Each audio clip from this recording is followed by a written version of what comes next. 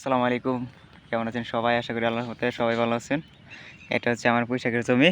আজকে চৈত্র মাসের কত তারিখ জানি না, কালকে পহেলা বৈশাখ। ঠিক আছে? হয়তো ২৯ তারিখ, ৩০ তারিখ, ৩১ তারিখ জানি না কত তারিখ। কালকে পহেলা বৈশাখ। আর এমন অবস্থায় আসে আমার জমির অবস্থা। আর এখন কিন্তু বর্তমানে বৃষ্টি বলতে নাই।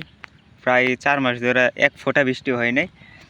তো জমিতে পানি দিয়ে করতেছি, এই যে দেখেন পানি লাগাই রাখছি, সবসময় ডেটে পানি লাগাই রাখা লাগে, নাইলে এই যে আগাগুলো চিকন হয়ে যায়।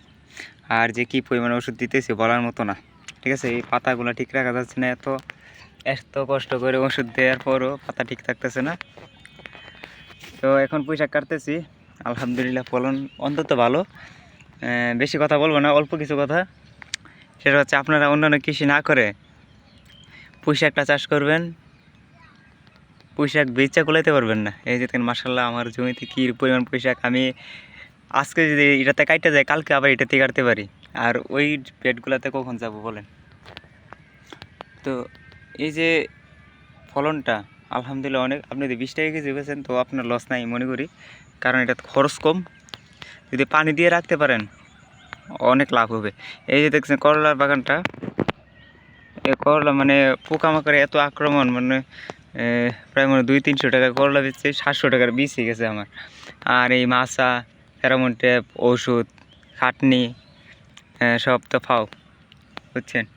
তো ওইটাতে লস হবে, পুঁইশাকটাতে আসবে ইনশাল্লাহ, আসতেছে আলহামদুলিল্লাহ, যা পেতেছি আলহামদুলিল্লাহ। তো একটা কথাই, আপনি ধরেন এক বিঘা বেগুন চাষ করলেন, বেগুনে অনেক সময় 20 টাকা কেজি, 10 টাকা কেজি, 15 টাকা কেজি যায়। হ্যাঁ, কিন্তু ওইটাতে অনেক খরচ। 1 কেজি বেগুন উৎপাদন খরচ হয়ে যায় 15 থেকে 18 টাকা, 20 টাকা সময় বেঁধে 25 টাকা খরচ হয় গরমে। এখন 1 কেজি বেগুন উৎপাদন করতে 25 টাকা খরচ হবে। যেই তাপমাত্রা, ওষুধ দিতে দিতে একবার অবস্থা খারাপ।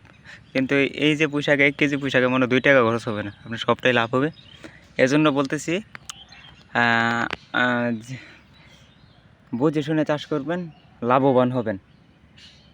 আর আমার চ্যানেলে শুধুমাত্র আমার কৃষি জমির ভিডিওগুলো দেওয়া হয়। চাইলে আপনারা চ্যানেলটা সাবস্ক্রাইব করে রাখতে পারেন, হয়তো আপনাদের উপকারে আসবে। তো মাল কাটতেছি, বেশি দেরি করবো না। সবাই ভালো থাকবেন, সুস্থ থাকবেন, আল্লাহ হাফেজ।